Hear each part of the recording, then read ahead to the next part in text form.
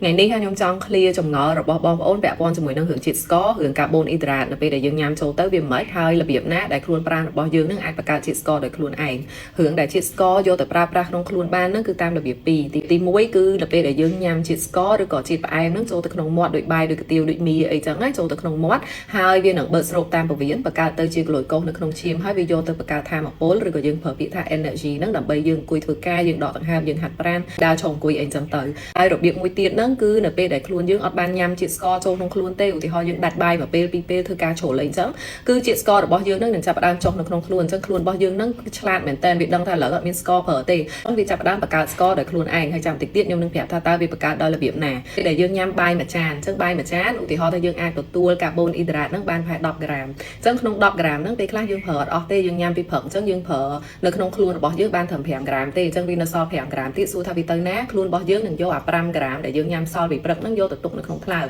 គេហៅវាថាជា glycogen គេឡើងហៅវាថា glucose ទៀតហើយអញ្ចឹងនៅពេលដែលខ្លួនរបស់យើងចាប់ដល់បាយថ្ងៃត្រង់យើងអត់មានស្ករមកទៀតទេយើងភ្លេចញ៉ាំបាយថ្ងៃត្រង់ដល់ល្ងាចយើងភ្លេចញ៉ាំបាយល្ងាចទៀតដល់អញ្ចឹងស្កររបស់យើងនៅក្នុងខ្លួនហ្នឹងវាធ្លាក់ចុះអញ្ចឹងខ្លួនរបស់យើងនឹងទៅយកអា glycogen ដែលយើងទុកពីមុនហ្នឹងអាស្ករដែលយើងញ៉ាំសល់ហ្នឹងវានឹងទៅភ្ញូចប្រាប់ទៅខាងថ្លើមថាមកបញ្ចេញមកអា stock ដែលយកទៅទុកកាលមុនហ្នឹងអញ្ចឹងវាបញ្ចេញអាស្ករហ្នឹងហើយនៅពេលដែលវាបញ្ចេញអាស្ករហ្នឹងអស់ទៀតស្រាប់ស្អែកឡើងយើងនៅតែអត់ញ៉ាំជាតិស្ករចូលទៀតខាងស្អែកយើងនៅតែអត់ញ៉ាំជាតិស្ករចូលទៀតអញ្ចឹងខ្លួនរបស់យើងហ្នឹងវាទៅប្រាប់អាថ្លើមហ្នឹងដដែលតោះប្រមូល amino acid ប្រមូល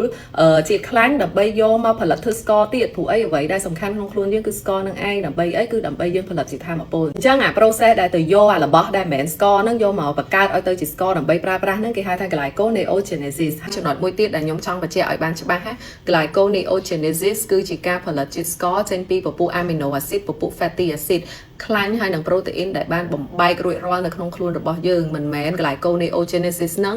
បានជាតិស្ករនៅពេលដែលយើងញ៉ាំសាច់ភ្លាមឬក៏យើងញ៉ាំបន្លែចូលភ្លាមទេអាស្ករវានៅដល់ស្ករអាបន្លែអាសាច់វានៅដល់បន្លែសាច់តតែវាបំបែកទៅក្នុងខ្លួនរួចរាល់ទៅជា amino acid ទៅជា fatty acid បានខ្លួនយើងនេះយកវាមកបង្កើតជាស្ករវិញបានក្នុងកលៈទេសៈនិងពេលវេលាដែលគេហៅថា starvation តមអត់បានន័យថាវាអត់មានស្ករសោះនៅក្នុងខ្លួនអាហ្នឹងគឺជាគេហៅថាដូច plan B អញ្ចឹងគឺកង់សកួរមួយដើម្បីផលិតថាមពលឲ្យយើងនៅក្នុងរយៈពេលខ្លីណាមួយហើយបើនិយាយពីជាតិសាច់ហើយនឹងបន្លែថាមានជាតិស្ករឬក៏អត់ប្រសិនបើយើងនិយាយពី lean meat protein សុទ្ធតែម្ដងដោយសាច់គោសាច់មាន់សាច់ជ្រូកអីចឹងណាយកមកខុកយើងអត់យកមកថែមអ្នកខ្លះយើងយកទៅចៀនអីជាមួយ bơ ជាមួយអីចឹងអាហ្នឹងវាមានជាតិស្ករយើងដាក់គ្រឿងដាក់អីវាបដោតជាតិស្ករមកខ្លះហើយប៉ុន្តែបើយើងនិយាយពី protein សុទ្ធហ្មងគឺវាអត់មានជាតិស្ករទេជាតិស្ករវាសុំទៅសេរ៉ូដែលរបៀបថាអ្នក scientist អ្នកវិទ្យាសាស្ត្រគេអត់រាប់តែម្ដងហើយប្រសិនបើនិយាយពីបន្លែវិញគឺមានពីរប្រភេទបន្លែមួយប្រភេទគឺបន្លែដែលមានជាតិស្ករខ្ញុំឧទាហរណ៍ដូចជាដលងក៏គេចាត់ទុកចំណាត់ថ្នាក់ជាបន្លែដែរគេហៅថា starchy vegetable បើន័យថាបន្លែដែលមានជាតិ starch អា starch ហ្នឹងឯងស្ករអញ្ចឹងប្រសិនបើយើងញ៉ាំទៅវាមានជាតិស្ករនៅក្នុងហ្នឹងប៉ុន្តែបន្លែខៀវឧទាហរណ៍ដូច broccoli ឬឧទាហរណ៍ដូចស្ពៃតឿស្ពៃកញ្ញាញ់